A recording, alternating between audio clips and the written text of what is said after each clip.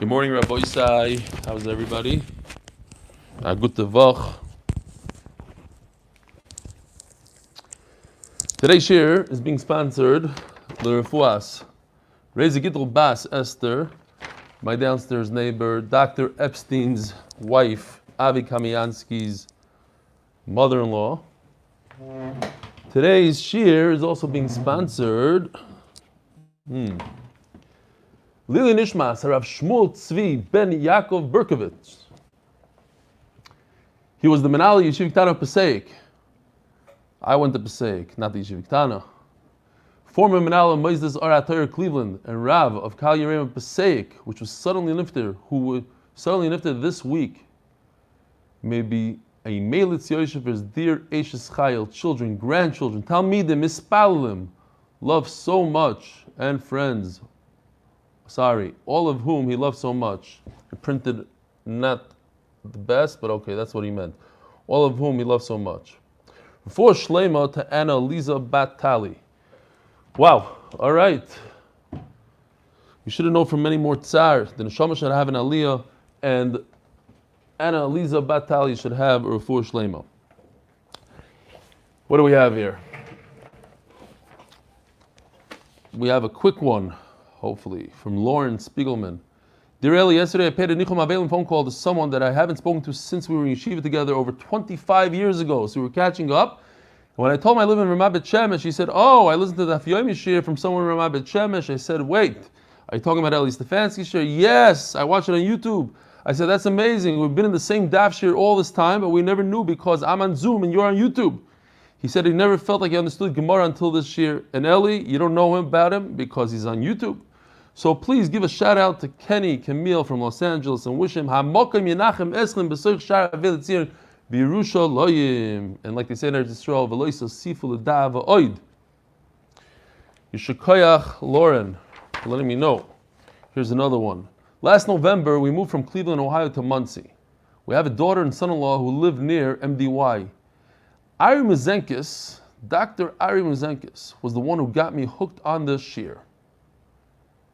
So I don't know if this is one of those. Now Moshe Hirsch is getting nervous. I see he's already starting to. Here's a guy that got hooked on the shir, but I don't know if it's before or after you. Now, talking about Moshe Hirsch, he's there, he's smiling, he's all excited. Good, he's going to give $100 to MDY. I do have to tell you that I wrote him an email, and I said, I don't feel comfortable taking your money.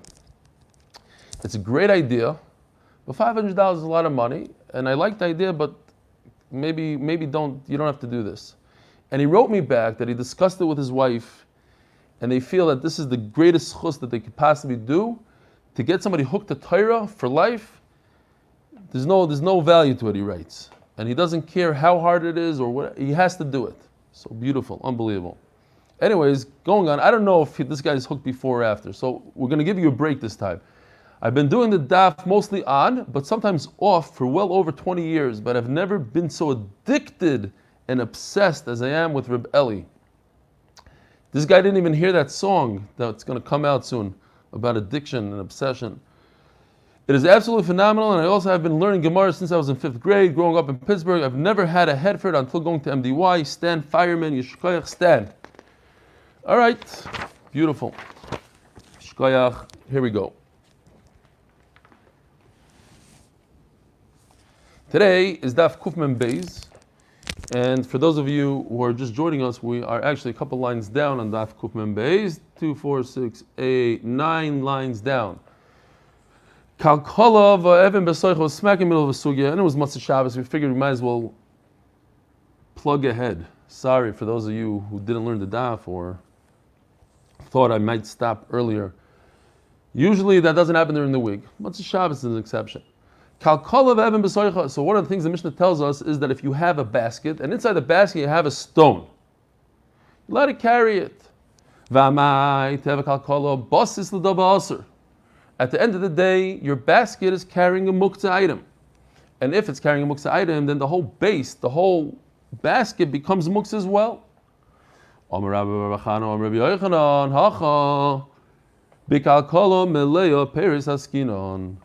We're talking about a basket full of fruit. And if it's full of fruit, then what you're carrying is fruit. It's a base of fruit. What's more important, the fruit or a little stone? The fruit. So therefore, we view the fruit as the main thing, and the basket is mutter to be carried. Ask the Gemara, I'm not going to let you off the hook so easily.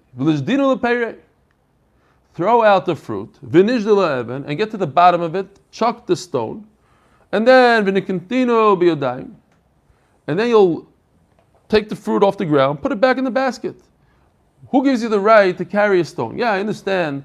Stone versus fruit. Fruit is more important. But at the end of the day, I have a way out of it. You don't have to carry the muktza. If you don't have to carry the muktza, so get rid of the stone. Says the Gemara, we're talking about very delicate fruit, such as strawberries, says Rashi, grapes. They are ripe. You throw them on the floor, they're going to get ruined. By us also in our sugya, you can answer the same answer. We're talking about very delicate fruit. So why don't you just shake it out? You don't have to throw the fruit on the ground. Don't be that aggressive. But you have a basket, there's a stone somewhere. Start moving it around. Go like this until the stone gets to the top. And once it gets to the top, give it a little shuckle.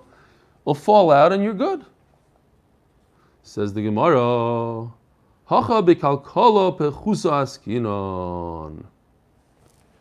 had a very similar sugya,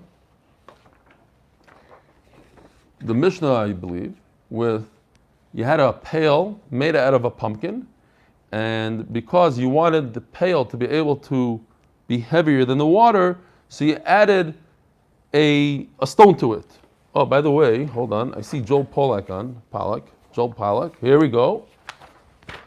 Shkoyach Joel. So congratulations on your new book. I don't have the book's name here, but Joel is a famous writer, and he wrote a book. And in the book, he writes, in the beginning, he writes, he wants to thank, I'm grateful for the religious guidance over several years. Rabbi Baruch this, Rabbi Baruch that, Rabbi Eli, and Rabbi Eli Stefansky of the daily Daf Yomi program, a pillar of strength. I'm not sure if the pillar of strength is me or all these rabbis before me, but I'm going to say it's about me, so finished. Whoever wants can read it and figure it out themselves. Yishkoyach Joel, Atzlacha, Los Angeles, right? Los Angeles. And the guy that we just were, Menachem Avel, also Los Angeles. So Los Angeles, you guys have, Harry Shalom is doing a siyum there together with, I forgot who, Kitzer, there's a place to go. Says the Gemara, we're talking about, so I don't lose my thought here, we're talking about something similar. So if you remember the pail, we added a stone to the pail so that you could draw water. And we said it's on the top of the pail so it could tip over. Tied to the pail, it's not going to fall out. Same exact thing here. We're talking about a basket that has a hole in it, right over here. So I put the stone to cover the hole. So it's not a stone, and look, it's tied nicely with the blue string. So it's not a stone that I could just get rid of and throw it away.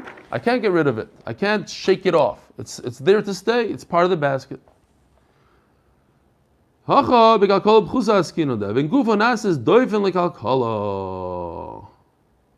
right.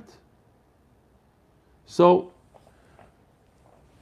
if you just read the Gemara is answering that we're talking about a very specific case of a stone that's embedded within the basket, and therefore, that's why I don't have to get rid of the stone, and I could carry it around because I have fruit in it. What about the other teretz that the Gemara said, that the fruit is going to get ruined if I put it on the floor? It seems like the Gemara goes away from it. However, the Rishonim and the Tur brings us down, La halacha brings both of these reasons to be able to carry a basket. A, as the Gemara says right now, because the stone is part and parcel with the basket. B, even if it's not, but in a situation where you might ruin the fruit by pouring out the fruit, then you're allowed to carry the basket with the fruit without getting rid of the fruit. Metaltal and Truma. So we had this case, to remind you, we have a basket with Truma and non-Truma. This is Truma Tamei. What's Truma Tamei? Beautiful depiction by Yoni, is a little dead sheretz laying on your fruit, it becomes Tamei. So you have two piles here. A pile of Tamei and a pile of tar. Says the Gemara, so that's why Yoni, when he made his picture, he has the Tamei on top and the tar on the bottom. In other words, the only way to get to the good stuff is touching the muktza. Why is this muktza? Because it's Tamei. It needs to be burnt. You cannot burn it on Shabbos, so it's worthless. It doesn't have any value at all. Similar to stones and dirt. But it's on the bottom. So Rav Chisda comes along and says, I'll tell you what's pshat over here. Pshat is that the tar is on the bottom, there's a layer on the bottom, there's a layer on top of it that prevents me to get to it. But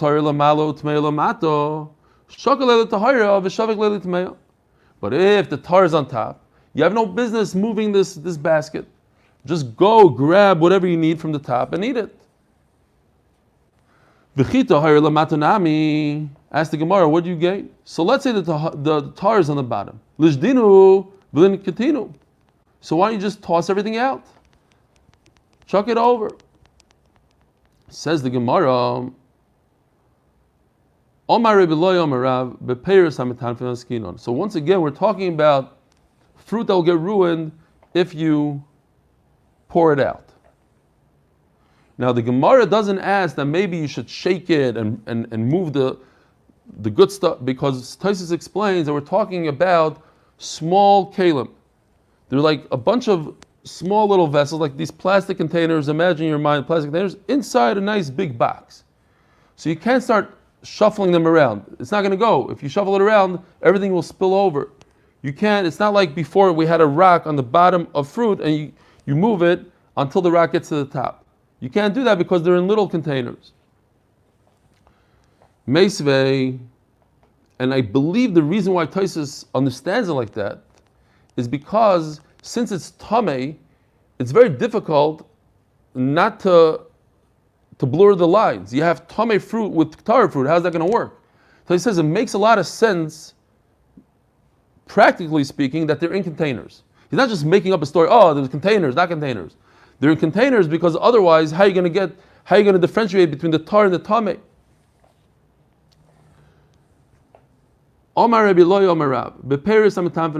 So we're talking about fruit that's going to get ruined, like berries. You don't want to turn it over. So again, so Rav Chisda says, there's one case here. We must be talking about a case where the tar food is on the bottom. The only way to get to it is by moving the tamei fruit on top. But it says in the Brisa not like that. It says, you can carry a basket with tahar fruit and tamei fruit, or with chulin that's also tar. In other words, it's edible. It says mufurish in the Brisa. It doesn't matter where the tar is. The tar could be on the bottom, the tar could be on the top. So why did Rav Chisda decide that the tar is on the bottom? It says mufurish, the tar could be on the top. Tiyufta the Rav Chisda, bomb question. Rav Chisda, masnisin l'tzarech gufay. Our Mishnah is talking about where I need the guf. So until now, every time we speak about l'tzarech gufay, we're talking about let's say a hammer. I have a hammer that's muktza. I need the hammer to break open a coconut. L'tzarech gufay, I need to use the actual hammer to perform a malacha. Now it's different. Very different. Oh, Dr. Epstein, how you doing? Are you home? Psuras Toivas about your wife. Psuras Toivas, great to see you. Wow, it's a big chizuk for everybody that in this situation you're with us today. Unbelievable. Beautiful. Says the Gemara, we are talking about that he wants to eat the fruit. It's very different. You hear what's going on? It would be similar to saying that the coconut is the tzarech gufay. Not the hammer that you're breaking the coconut open, but rather the coconut itself, it's tzarech gufay. Over here we're saying that the fruit that's edible, the truma tahira that's edible, is l'tzarech gufay. I want to get to that to eat that. It's interesting. Masnisin l'tzarech gufay. Right? Because I'm not using the tamei truma to do something, to perform a malacha that I need. I'm simply wanting to eat the kosher food. So that's called tzarech gufay. And the brisa that says that there's no difference whether the tar is on top or on the bottom is talking about that I need the place of the basket. The basket is on my Shabbos table and I want to make a meal. It's taking up too much space. So I want to move the basket. Now, if I want to move the basket, does it make a difference where the kosher food is? Top level, bottom level? Makes no difference. I'm looking at the basket as a whole. I need to get rid of this basket. It's taking up too much room. So I can move it. L'tzorech mekaymai. So it doesn't matter. That's why the Brisa says it doesn't matter whether the tar is on top, tar is on the bottom. What good is it going to be if I could eat off the top and get rid of the food? It does no good for me because the problem is not the food, the problem is the basket. So in order to get rid of the basket, it could be on the top, it could be on the bottom. But if the problem is that I want to eat the food, and the food is being blocked by non-kosher stuff, by muktza, so that's why I'm telling you, that's only in the case that's on the bottom. Then I can move the whole basket, bring it to where I need to bring it, because I don't want to start spilling things out, I'll ruin it. So maybe I can move it. But if the food was on top, then just eat the food right off the top. If you said, tzarech gufa, you want to eat the food, go ahead and eat it. It's available, it's on the top. That's why Rav Chizda said it's on the bottom. Says the Gemara, my duchke de Rav Chizda looking at masnis non tzarech gufa. What forced Rav Chizda to tell me that all this guy wants is to eat the fruit, and he doesn't want to move the basket? And therefore, since he only wants to eat the fruit, it must be that the fruit is on the bottom, not on the top. Perhaps it's like in the Brisa, that the guy wants to move the basket, and if you want to move the basket, he can move everything. In all situations. What forced him? Says the Gemara, I'll tell you what forced him. Omar Rava, Rava is his son-in-law, right? Rava, Rav Chizda's son-in-law, Masnisin Kavasei Daika. No. My father-in-law makes a lot of sense. Diktani Seifa, it says at the end of the Bryce, at the Mishnah that we're going to see on Amid Beis, Moy Shalakar, Minar Zakar, Vei Noiflois. If you have money on top of a pillow, so I move the pillow, I shake the pillow, and I get, and the money falls off. That's only if I want to get to the pillow, and the pillow itself. I need the pillow itself. But let's say I need the mattress underneath the pillow. That's where I need to get to. The pillow is on my Shabbos table. I need to set my Shabbos table, and I have a pillow full of money. Then I could take the whole pillow and move it away.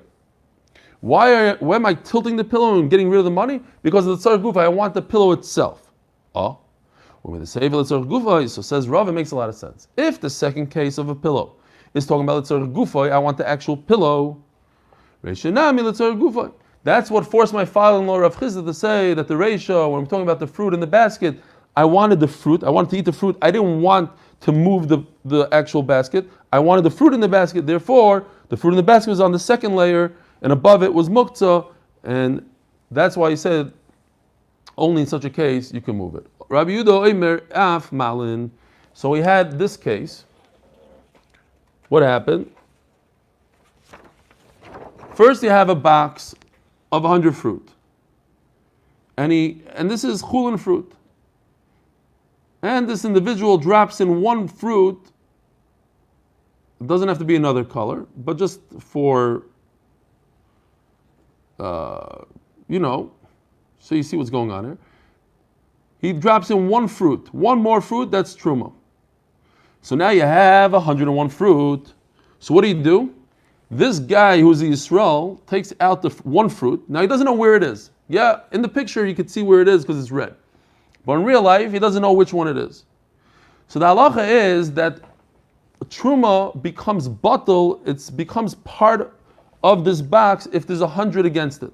So now that he dropped it in a box of 100, so it's no longer Truma. So in reality, he could eat from this box because he had 100 times the amount. But we don't want the kohen to suffer a loss. So he takes any one fruit out and gives it to the kohen. And you could do this on Shabbos. Ask the Gemara, how can you do this on Shabbos? Vamai, hakam misakin.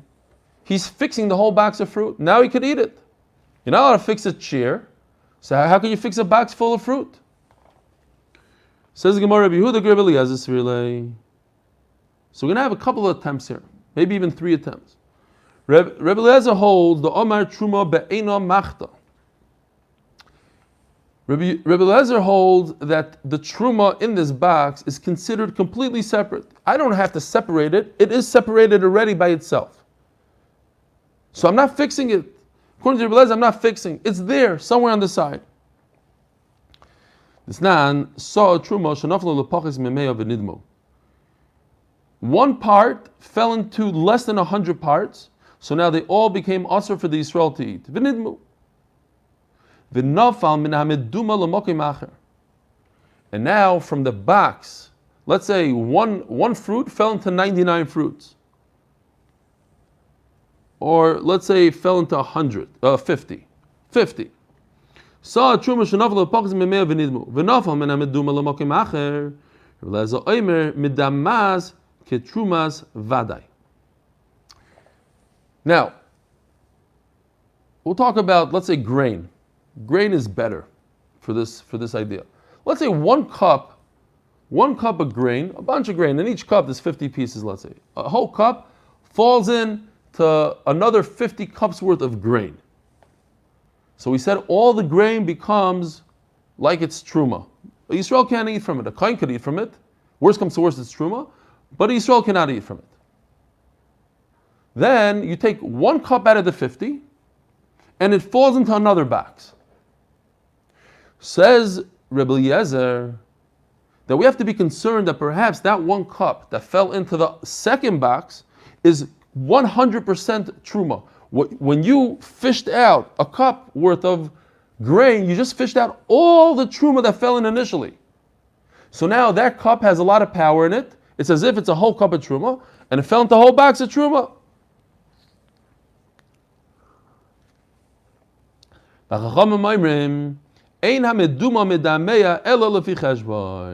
Oh, so very simple. One cup of grain fell into box number 1. Box number 1 has 50 cups of grain in it beforehand. So how much is one cup worth? 2%, let's say. Now that I go and I fish out another cup from the box, say Chachamim, in that cup, all I have is 2% Truma in there. I don't figure the whole cup is Truma, only 2%. So another cup plus will be mevatel that whole cup. All I need is one more cup. I don't need 100 cups. I'm not saying the whole thing is Truma. All I need is 100 times the 2% that's in my cup. Lifi cheshbon. But according to Rebelie, the Truma is right there in front of you. The Truma is very powerful. It's there. So if it's there, maybe that's the same Rebelie in our sugya, that the Truma is right here. It's already separated. Says the Gemara, when does Rebelie say that when I fish out a cup from box number 1 and I pour it into box number 2, I grabbed all my Truma in one shot? Because I want to be machmer. I want to say that box number 2 is also considered Truma. But not like literally Rebelie believes that every time you go fish out a cup, you grab the right cup. Only when it comes to mess you up and say, hey, you have to consider the second box also Truma. But of course he doesn't say, oh, it's very possible that, not possible, but it is in fact the one cup that fell in to begin with, that's the one cup you fished out. He's not crazy. He's just saying it to be machmer on you. In our sugya, I want to be makel. I want to say that on Shabbos I could get away with separating this Truma. Why? Because it's not considered separating. It's already separated. Look, Rebelie holds that if I take a cup worth of fruit out of a whole giant box, I grab the right cup. So it's already separated. It's already separated. I didn't do anything on Shabbos. It's not fixing. Says the Gemara, of course it's fixing. He's just saying you have to be super machmer. Okay, let's try again. Reb Shimon. Beautiful case. You have one part that falls into 100 parts in a box that has 100 fruit, just like in this case. Starts out with 100 fruit, and one fell into that 100. And you never removed anything. Your one Truma fruit, the red fruit that fell in there, is still in there. And then what happened? You're shlamazel, and another fruit fell in. Fruit number 2 fell in there. Oh, so now how do I view it? Do I have 2 fruits that fell into 100?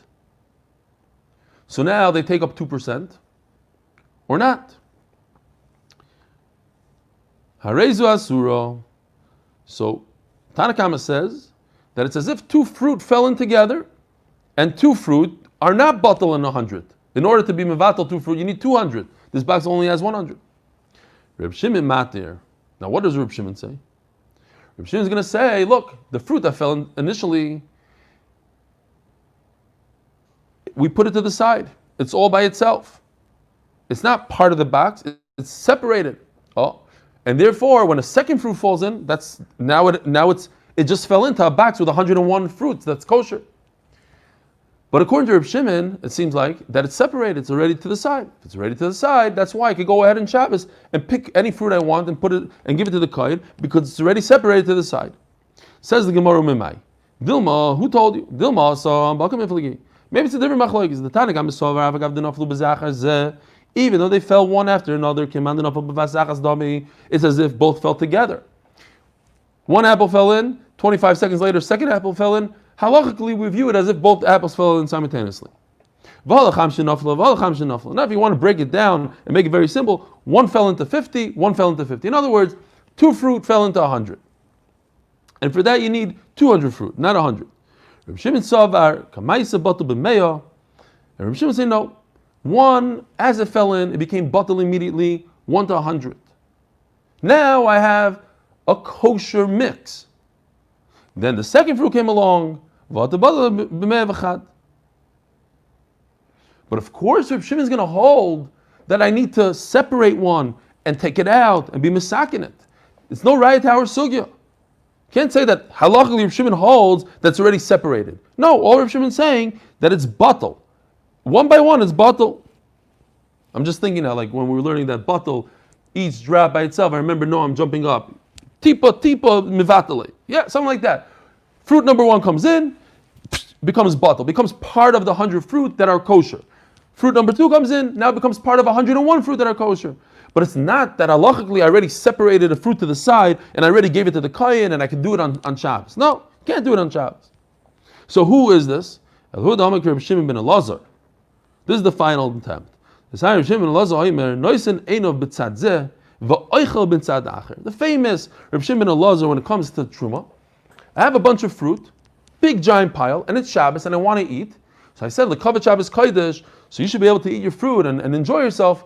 You give a stare on the right side. You say, okay, right over there, I'm taking Truma, right from that side. And you walk over to the left side and you grab as much fruit as you want. What does that tell me? That my Truma was already removed. Yeah, don't go to the right side because somewhere in the right side is Truma. So you go to the left side.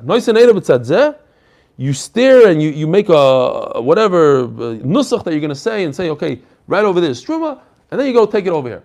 In other words, Reb Shimon ben Elazar holds, I don't need to remove it physically. It's already removed. Halachically, it's already set aside. Yeah, it's in the pile, but I already set aside. When Matzah Shabbos comes along, I'm going to take it away.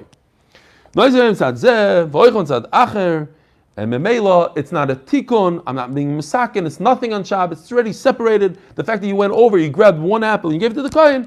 I'm not fixing anything because I could even eat from this fruit before I remove it. What does that tell me if I could eat from the fruit before I remove it? It's already fixed. It's already taken care of. You're just finishing it off, whatever, but it's not a tikkun. Ask the Gemara, but we have a problem here. You're telling me he holds like Reb Shimon ben Elazar. Umisava, like I will say, does he really turning to Daf Kufim and Beis on Beis? The sign Reb Yehuda Omer, Malin es ameduma be'echad umeya. Look, you see a machlokes between Reb Yehuda and Reb Shimon ben Elazar. Reb Yehuda is the one that says you remove one, and Reb Shimon ben Elazar says no, you just look at it, and that's it. Says the Gemara, the Reb Yehuda deep from the Reb Shimon ben Elazar. Reb Yehuda holds like Reb Shimon ben Elazar that with your eyes you do it. He just says that if you want, you can even go one step further and actually remove it and give it to the kohen. Says the Mishnah, this is all familiar to us because we had this exact Mishnah, all the cases in this Mishnah basically we had already. You have a stone that's on top of a barrel, Mata al tzido b'nefel, the way Yoni depicts it, it's very nice because we're talking about one of these guys, not a barrel like we're familiar that's 3 feet wide on the top. It's a barrel like this, so one small stone covering the barrel. Now, stone is a terrible muktza, terrible. It's not a klisha malach delisser. It's muktza machmas gufa, has zero value, and even let's say gufa mekaymi, you can't move it. So what do? I just tilt the barrel to the side, even though I'm lifting a stone when I'm doing that. It's tilted on that side and it falls to the side. What if this barrel, like in this picture, is in between other barrels? Now what's the problem? If I tilt it, it's going to smash another barrel. So what do? I move the whole barrel to the side. I could carry it to another place. When I get to the other place, then I tilt it and the stone falls off.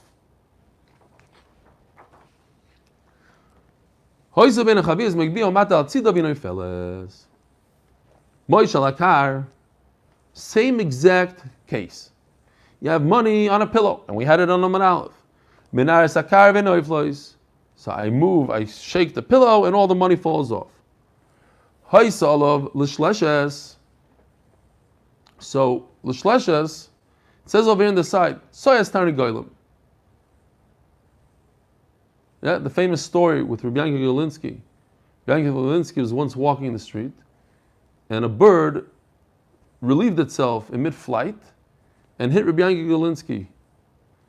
So Rebelie Golinski said, I'm not in the madrega of Rabbi Yonasan ben Uziel that when he walked and a bird flew over him, miyad nisraf, it burned. But by me, the bird sees me and gets so scared that it relieved itself. Fine. So that's what happened over here.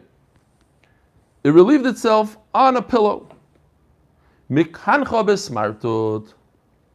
Now, I want to emphasize this again. Nachamol. We said this last night, but we have to emphasize it because this is practical, should be practical. I see it all the time in shul. A guy's kid sits on him and smear a bunch of dust on his hand. A guy's black hat falls on the floor and becomes all dirty. So what does he do? Sometimes they take the sleeve and they go like this. What's going on here, according to Rashi, is Isser D'Oraisa. Isser D'Oraisa, not a chumrah of a Mishnah Berurah somewhere. Isser D'Oraisa to clean it off. Why? Because it's malabin. You're cleaning because you're getting to the bottom. If you get to the bottom of it, where you can't even tell that there's dust over there, Isser D'Oraisa. That being said, so what's the Mishnah saying here? You have a bird did its thing on your pillow. So you take a moist rag and you clean it off. Now, how does that fit in with Rashi? Rashi says this is the Raisa. The answer is because you'll never get to the bottom of it. There'll always be some stain there. You're trying to get the big part off of it. If some of it is remaining, that's okay. When you completely get that dust off, it's the Raisa. So this is even, now, obviously, you have to make sure that you don't squeeze the rag and be over and schita. If it's leather, when it comes to leather, Taisus talks about this, the whole Masechta. I didn't really mention it that much, but there's the concept of shriyasan zu kibusan. When you soak a beged, you soak material in water, just putting it in water, that is considered halachically cleaning it, washing it. By leather, there's no such thing. By leather, you don't say shriyasan zu kibusan. There is an isser to rub leather and clean it like that. But just soaking leather is not shriyasan zu kibusan. Therefore, if you have bird waste or whatever, some sort of stain on your leather, you could pour water on it until it comes off. Rashi says we're talking about soft leather. There's a diyun in Rishonim here, if this applies also to hard leather. Now, Rashi says we're talking about soft leather. And we had this sugi also when we spoke about the even on top of the barrel. It's talking about that bein hashmashos, you forgot about the stone.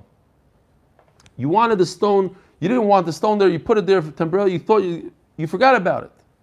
But if you put it there deliberately on top of your barrel, nasa basas l'dava asur, and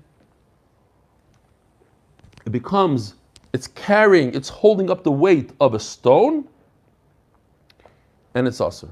Listen to this amazing chap. Think about this a second. Would you come up with this idea? Why is this stone that's covering my barrel, why is this barrel considered as if it's holding up a stone? The barrel also has a lot of wine in it, which is a lot more valuable than a stone. So shouldn't this barrel be holding a stone and wine? Like we said before, that if you have a basket with fruit and a stone, the fruit beats the stone. So over here, the wine should beat the stone. Why am I looking at the stone and saying, oh, this barrel is holding up a stone? No, what's the answer, Rabbi say? Beautiful answer from the Rishonim. Because the stone is on top and the wine is in. So in other words, I'm viewing this part of the barrel. This part of the barrel is only holding up one thing only, and that is the stone. The top part of the barrel is not holding up the wine. It's the bottom of the barrel and the sides of the barrel are holding up the wine. That's how the Rishonim explain it. It's a very nice chap. Whereas in the basket, where the stone is on the bottom of the basket and the fruit on the bottom of the basket, so then it's equal. And then you look, what's more important? But if this barrel's in between other barrels, so now I can lift up the whole barrel and bring it to the side and do my thing there, tilt it over there. Says the Gemara,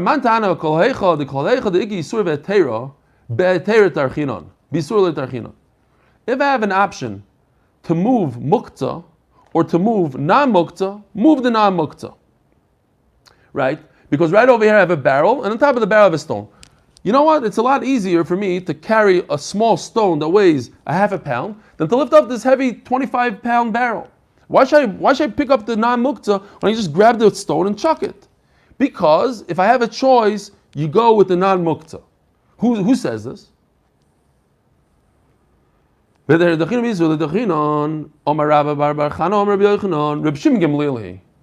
Shimon Gamliel. It's not. Habari kitten is beyond the. If you're on Yantav and you're doing bar, you're separating your beans from the dirt, which is, it's also psilus, but it's also muktza. You can only remove the beans from the stones. You can take the stones right out, even though the stone is muktza. First of all, we have a problem with bayr. But you're allowed to do bayr on Yantav, and I'm allowed to remove the stones even though they're muktza because I'm trying to make my food edible. Bayr kedarkoi, no problem. Let's say I'm wearing this long robe, so I spread out my robe, I put all my beans on top of the robe, and I start going like this. I could do whatever I want. I could use a tamcha, I could use a sifter. Explains Reb Shimon Gamliel. In this base hill that say I'm allowed to do bayr ayantiv, that's only when the food is more than the psilus. Psilus merubal oichel dirakol bayr oichel. If it's a lot easier for me to touch the non-muktza, why? Because there's a lot less beans than stones, so you must go to the beans. In that case, Bisil is not going to say, oh, do the stones. It doesn't make sense logically. It's a lot easier to do beans, so go to the beans. In our case, the barrel is much larger and heavier than the stone.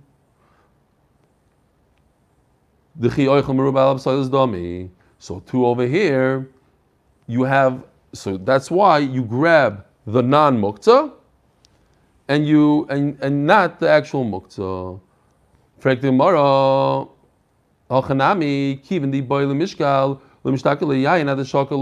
So the Gemara asks a question.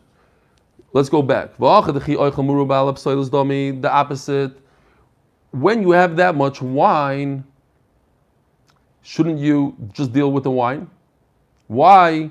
So sorry, if you have psilus that's a small stone on the top, and you have a lot of wine, there's a lot versus a little. Basil would agree, just take the stone off. Just like if you have a lot of beans and a few stones, Basil say, take the stones out of the beans. The only time you have to take the beans out of the stones is when it's the reverse. When you have a lot of stones and a few beans. So over here you have a lot of wine, a heavy barrel, and a small stone on top. Just take the stone off. What's the problem? Says the Gemara, very interesting. So let's see inside. Over here, the barrel was much larger than the stone, so just take off the stone. So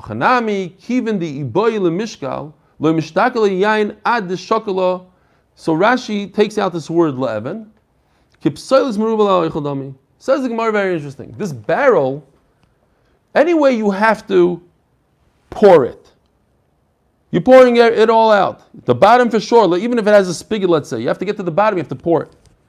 So once you have to come onto this lifting the barrel and pouring it, so you might as well just lift up the barrel right now, move the stone off, and then pour it right away. I'm assuming, I don't know, I'm just assuming that if you don't need the wine right now, but why else are you moving the stone? So you want the wine right now, and you're going to be moving this barrel and pouring it, so you're already doing that action, so just use that action to get rid of the stone. Why touch a muktza item if you don't have to? So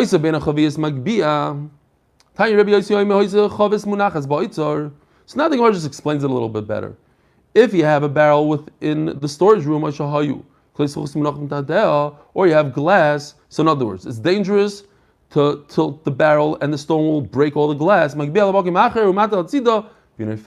you tilt it and you bring the barrel to another place, the stone falls off somewhere else. So you take as much wine as you need, and then you put the barrel back where it belongs. Same case all over again. Omer Rav Chia Barashi, and Taisus points out, talks about it later, but Taisus says that we learn one case from the other. It's the same. I would think that maybe money is different, money's worse, so the Mishnah says another case.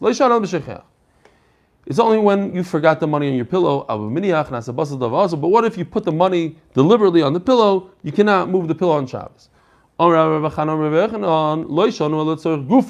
When I need to put my head down on the pillow itself. But what if the pillow is on my table and I want to eat? Then I can move the entire pillow with the money on it. I don't have to tilt the pillow. Same thing that we had before. This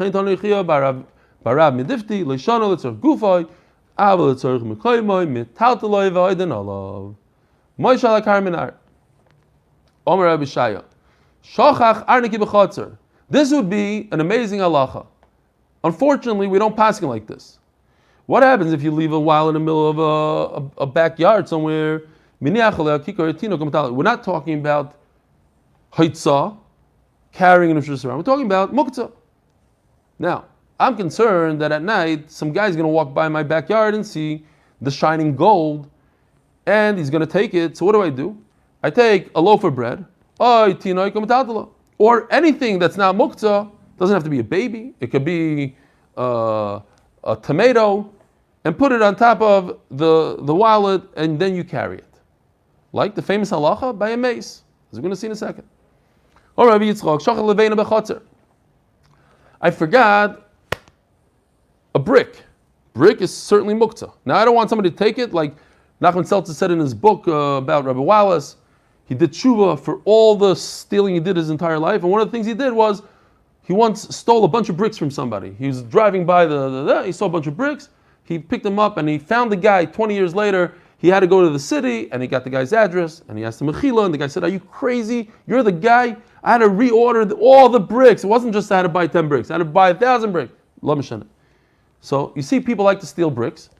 So he's concerned that somebody's going to steal his brick. So he takes a baby, puts the baby on the brick, then the brick becomes like a plate, like a bus for the baby, and then I can move the whole brick. They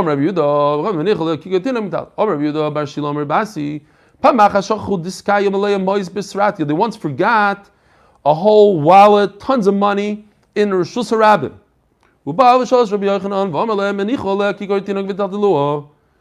So he said, what you should do is, you take a baby or a bread and you put it on top. I don't know, I think I told you guys, I once found money in my pocket on Shabbos, a lot of money. I took it out, put it on the ground. Then I said, wait a minute, why should I just walk away? let me at least make a Kiddush Hashem out of this. I don't know if I was allowed to do it. And I see a guy walking by, I say, hey, you want some money? He looks at it and he started running. He thought it was like a scam, like I was gonna like pull it or something. And I'm not kidding you, 5 people walked by, they wouldn't take my money. One guy looked at it and he looked me up and down. He's like, if this guy dares do something to me, I'll kill this guy. And he went and like real slowly bent down, he picked it up and he barely said thank you and he just ran with it. Anyway, I want to say, look, this is my Torah. I have to put my money down. My Torah is more important than money. I don't know if he got the idea, just ran. All right, so it says over here, you put a tinok. Now, how do you do it? It's in the middle of Rosh Hashanah. So a tinok makes it not muktza, but how do you move it? Says Rashi, dalid. You take this money with the baby on it, and you move it less than 4 amos. You stop. You do it again. Now, typically, that's asim d'Rabbanan. But since it's a big loss, I'm allowed to do it. There's another trick. You line people up. And people that are lined up, human beings, they are mevatel the Rosh Hashanah. They say about the Ger Rebbe ones, he needed a sefer, and he didn't want to carry. So he told his guy, but tell everybody that I'm coming to the base marriage. 1,000 Hasidim come. They lined up. He snuck the sefer in his thing, and he walked through. Now, you're not allowed to do that l'chatchilan if everybody knows about it. But if nobody knows why you're doing it, they don't realize that you're carrying, so that's okay. Says Mar Zutra, you could do all this if you forget it. Rav Ashi Omar, afilu shachachnami loy. You're not allowed to do it, and that's how we pass him. You're not allowed to do it. Amru kikor tinok elu b'lemeis bilvad.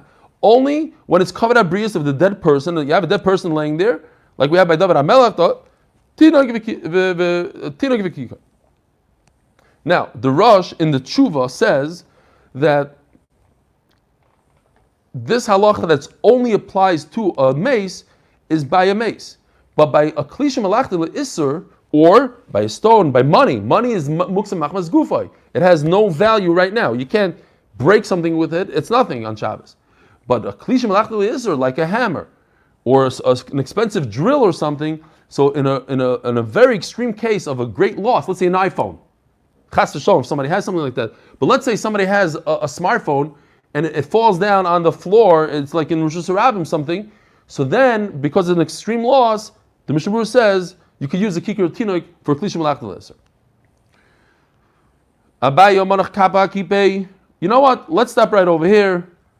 It's getting late. It's a new sugya basically, and we'll start from here tomorrow. Noam, give us some tehillim. Have in mind, raise a gittel bas. Esther, she should have a refuah shlema bekarov. Shkram alis mevama kim kutzikla Adonai. Adonai shema b'kol zikol dach. Ivan is shmoya Adonai miyamoid. Muchas lichol leman divorei. Izan gizon nafshi divorei cholti. Nafshi l'Adonai mishum l'boiker. Israel,